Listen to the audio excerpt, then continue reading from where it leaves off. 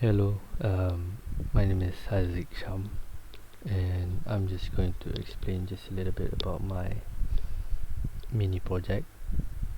Um, so, this is the main class. I created 4 classes. So, the main class, the tax calculation class, the user class, and the tax info class. So, in the main class, um, is this is where I create. I'm sorry. This is where I created the graphical user interface. So this is the design. So we have username, IC number, gender, marital status, age, number of dependent, monthly salary, and income tax. And this is the calculate button, the clear button. So basically, in this particular class, I just set the text. So like get the text from the user and set the text.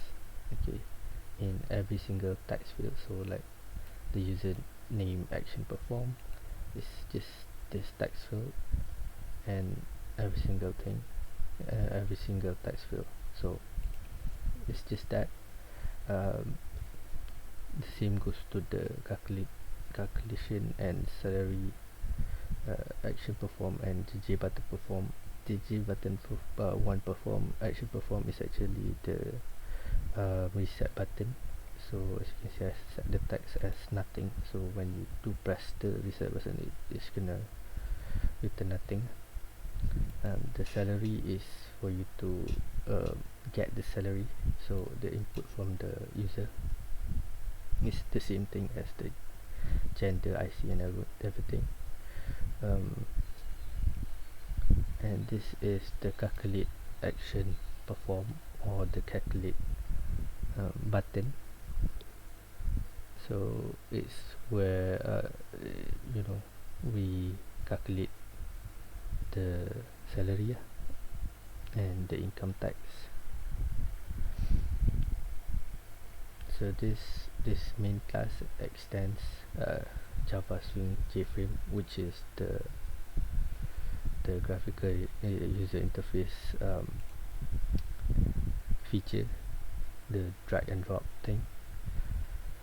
So yeah, this is the tax calculation class, and the tax calculation class extends tax info. Basically, in tax info, there's this which is the get salary. I get the salary from the user. As you can see, it's actually a string. So when I do get the input from the user, it's actually a string. So I had to change it to double, and then compare it, and then the double change it back to the string. So then I can return it, but I can only return it as a string. So it's basically a string. It's just that it's converted to a double in the calculation. So back to the tax calculation class.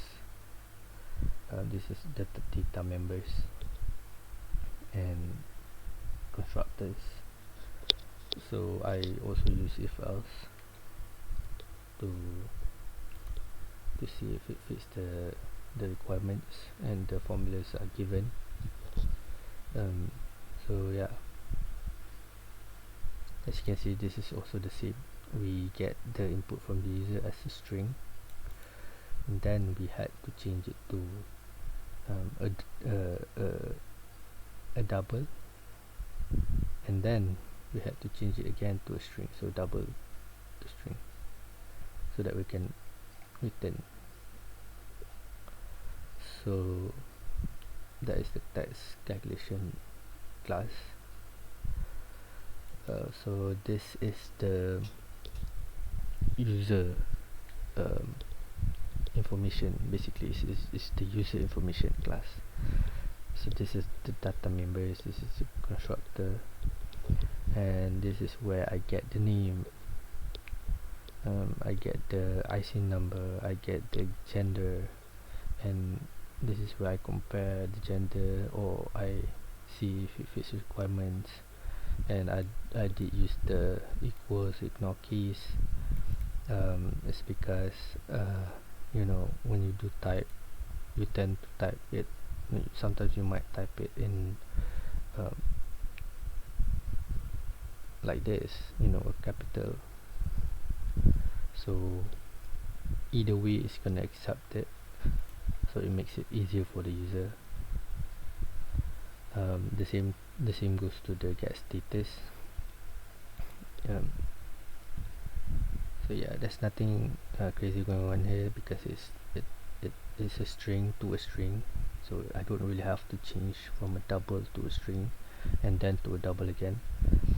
For this, uh, we did have to do it, but it's different because it's integer. So we accept the age as a string first, and then we had to change it to a integer, and then we have to change it again to a string, and then we can return the value.